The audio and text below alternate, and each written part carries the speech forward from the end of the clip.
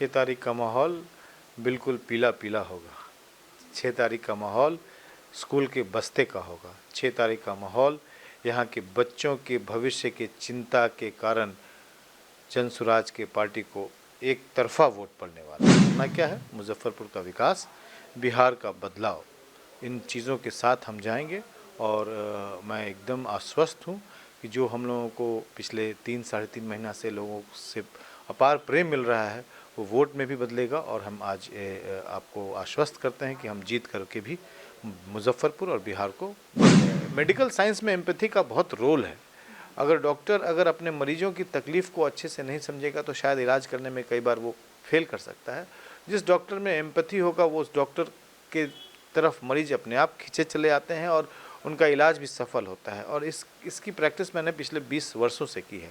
तो डॉक्टर होने के कारण हमारे अंदर एक एम्पैथी अपने आप पैदा होती है। और अगर राजनेता में एम्पैथी हो जाए तो सोने पे सुहागा है। तो हमारा बल जो है वो जन बल है।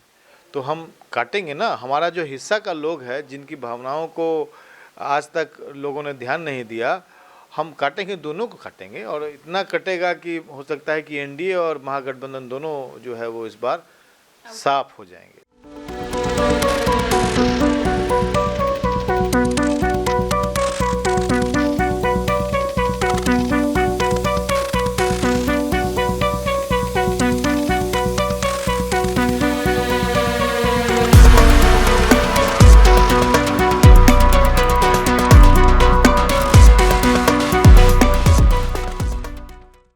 नमस्कार दर्शकों, आप सभी का फर्स्ट लुक बिहार में स्वागत है। और मुजफ्फरपुर विधानसभा चुनाव का जो ये हॉट सीट है और इस हॉट सीट की जो दावेदारी है वो भी उतनी ही प्रबल है। और इसमें सबसे पहले जो उम्मीदवार घोषित होती है जनसुराज पार्टी से वो हैं डॉक्टर ए.के. दास। और सबसे पहले तो डॉक्टर ए.के. दास आपको बहुत बहुत हम बधाई देंगे। सबसे पहली जंग जो इस चुनाव की थी वो आपने जीत ली, पहली बार राजनीति में आपने कदम रखा और ये इतनी चुनौतीपूर्ण सीट थी उसको आपने झटक लिया। बहुत बहुत धन्यवाद। फर्स्ट लुक बिहार के तमाम दर्शकों का सादर प्रणाम। और मैं जनसुराज पार्टी की सभी पदाधिकारियों को और प्रणेता श्री प्रशांत किशोर जी का और अध्यक्ष श्री उदय सिंह जी का और प्रांतीय अध्यक्ष श्री मनोज भारती जी, आरसीपी सिंह और तमाम बड़े नेता जो इस निर्णय में सहयोग कर रहे थे, जनसुराज के सभी संगठन के सदस्य, प्राथमिक सदस्य, संस्थापक सदस्य और मुजफ्फरपुर की जनता जिनकी आवाज़ उन तक पहुंची है, जो संगठन के लोग थे, उनकी आवाज़ को सुनकर, हमारी जनता की आवाज़ को सुनकर उन्होंने मेरे नाम पर मोहर लगाई है। तो मैं अपने मुजफ्फरपुर की अपने परिवार को बहुत धन्यवाद देता हूं और इस चुनौती के लिए मैं पूर्ण रूप से तैयार हूं।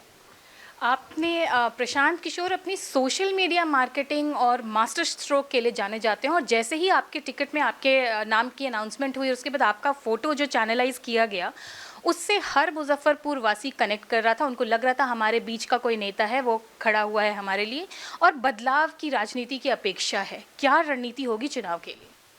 चुनाव की रणनीति अपने लोगों के पास अपनी भावनाओं के साथ, और भावना क्या है? मुजफ्फरपुर का विकास, बिहार का बदलाव, इन चीज़ों के साथ हम जाएंगे। और मैं एकदम आश्वस्त हूँ कि जो हम लोगों को पिछले 3-3.5 महीना से लोगों से अपार प्रेम मिल रहा है वो वोट में भी बदलेगा। और हम आज आपको आश्वस्त करते हैं कि हम जीत करके भी मुजफ्फरपुर और बिहार को बदलेंगे। आज आप फॉर्म लेकर के आए और उसकी सूचना भी अपने सोशल मीडिया के माध्यम से हमको दी। तो ये पहली जो प्रक्रिया हुई, क्या अनुभव रह रहा है इन सब के बाद?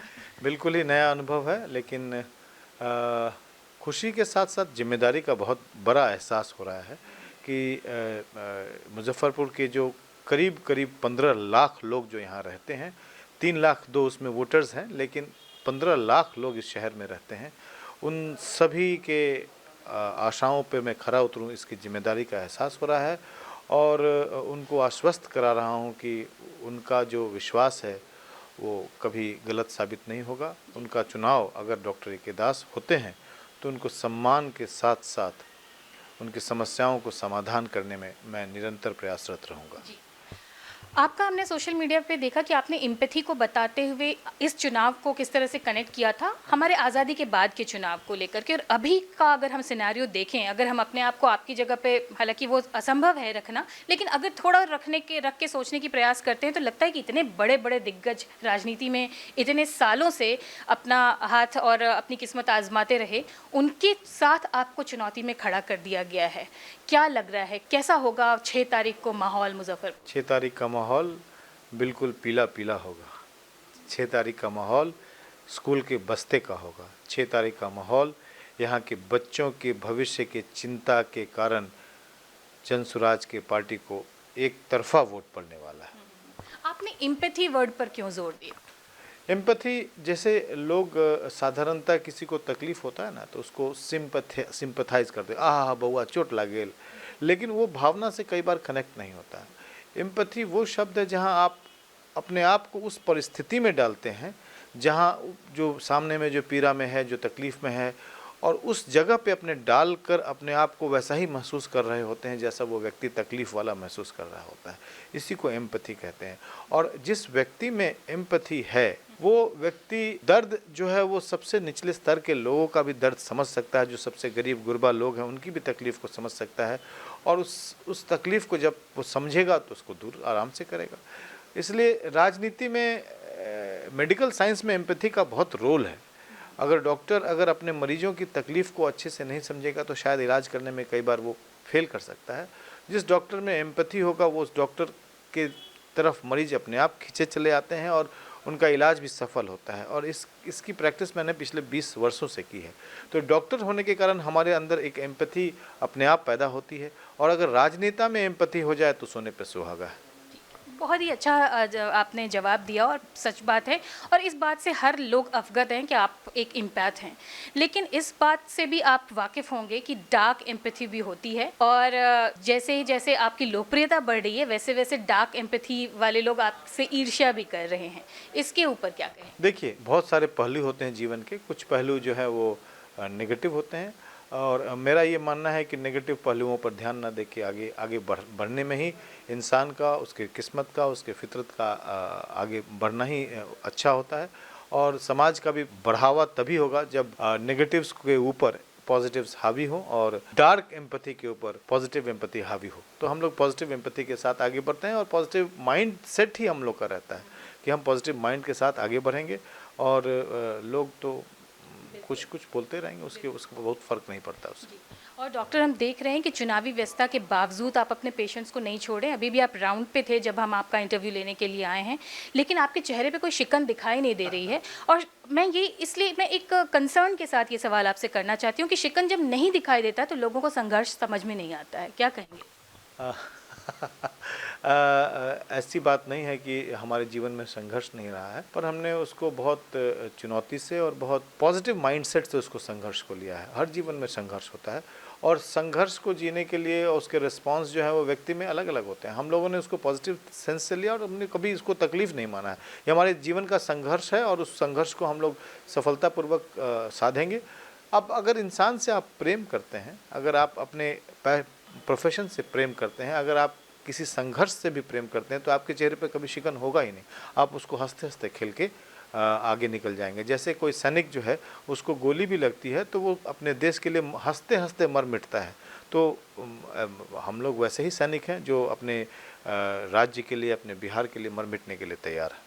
अभी चुनाव के लिए बहुत कम समय दिया गया है, प्रचार का समय बिल्कुल भी लगभग नहीं दिया गया है, तो जो लोगों ने काम किया है उसी बलबूते जनता जा रही है उनको चुनने के लिए। आपकी दावेदारी इतनी प्रबल है कि नुकसान तो होना है, और आपकी जीत भी काफ़ी हद तक लोग कह रहे हैं कि हो सकता है कि कुछ बदलाव भी हो जाए इस बार। किसका वोट काटने जा रहे हैं आप, भाजपा का या राजद का या महागठबंधन का? हम आम लोग हैं, हम आम लोग हैं, और हमारे लोग भी आम ही हैं। हम कोई बड़ी पार्टी नहीं हैं, हम नई पार्टी हैं और नए सोच के साथ हैं।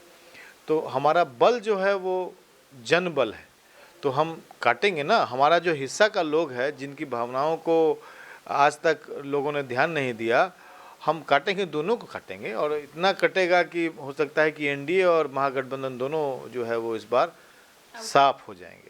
अच्छा, लोग कह रहे हैं कि मुस्लिम वोट जो है उसका पूरा रुझान आपकी तरफ है। तो क्या लगता है कि मुस्लिमों की पार्टी बन जा रही है जनसुराज? नहीं, इस देश में मुस्लिम का भी उतना ही अधिकार है जितना हिंदुओं का अधिकार है, और राजनीति में सबों को के वोट का अंक जो है वो एक ही होता है। और मेरा ये मानना है कि आप किसी एक जाति, धर्म, संप्रदाय से आप जीत नहीं सकते हैं प्रतिनिधित्व। आप एमपी या एमएलए या वार्ड का भी चुनाव जो है, आप सिर्फ एक जाति के वोट से जीत ही नहीं सकते। तो जब तक सभी जाति धर्म के लोग किसी एक व्यक्ति के ऊपर अपना भरोसा नहीं जताएंगे, तब तक उस व्यक्ति को आगे बढ़ने का अधिकार ही नहीं होता है। इसलिए हमारे लिए सभी धर्म, सभी जाति सब बराबर है। मैं वैसे डॉक्टर भी तो हूँ, मेरे लिए आज तक जाति कभी इम्पोर्टेंट रहा ही नहीं, धर्म कभी इम्पोर्टेंट रहा ही नहीं। मुसलमान भाई लोग हम पर भरोसा इसलिए करते हैं क्योंकि मैं उस भरोसे के लायक हूँ।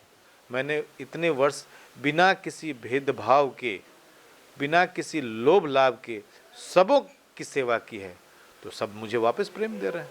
आज मैं मुसलमान भाइयों के पास गया था और उन्होंने जो मुझे सम्मान दिया, ये गमछा भी उन्होंने दिया, जो सम्मान दिया वो कई बार मतलब आंखों में आंसू ले आता है। इसलिए मेरे अनुसार मुजफ्फरपुर मेरा परिवार है, मैं उस परिवार का एक सदस्य हूँ।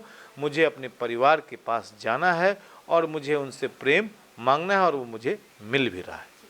आज शनिवार है, कल रविवार है, 2 दिन जो है वो नॉमिनेशन की प्रक्रिया छुट्टी की वजह से बाधित रही।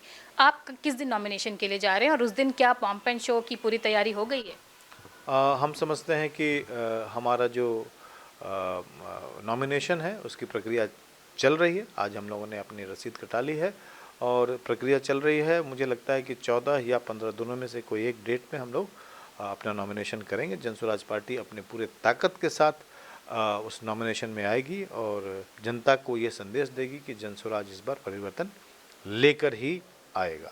तो ये थे आज हमारे साथ डॉक्टर ए के दास, और आगामी चुनाव के लिए वो पूरी तरह से तैयार हैं। तो आगामी चुनाव के लिए ढेर सारी बधाइयाँ और शुभकामनाओं के साथ अब हम आपसे अपना वक्त देने के लिए हमें बहुत बहुत धन्यवाद। अब आप लेते हैं आपसे इजाज़त। थैंक यू, बहुत बहुत धन्यवाद। सभी मुजफ्फरपुर के सम्मानित जनता, भाई बहन सभी को मेरा सादर प्रणाम। दिवाली, छठ की बहुत बहुत शुभकामनाएं, भाई दूज की शुभकामनाएं, और महापर्व चुनाव में आप शामिल हों और आगे बढ़कर इस बार मुजफ्फरपुर के परिवर्तन में सहयोग दें। हमारा वोटिंग कम से कम 75% हो, तब हम जन अधिकार और जन आधार की बात लोगों तक ले जा सकते हैं और अपने डिमांड्स को, मुजफ्फरपुर की तकलीफ़ों को दूर कर सकते हैं। वोट करिए, वोट फॉर राइट पीपल। तो इसी के साथ इस इंटरव्यू को यहीं पर देते हैं विराम। आप बने रहिए हमारे साथ। आप देख रहे थे फर्स्ट लुक बिहार। धन्यवाद।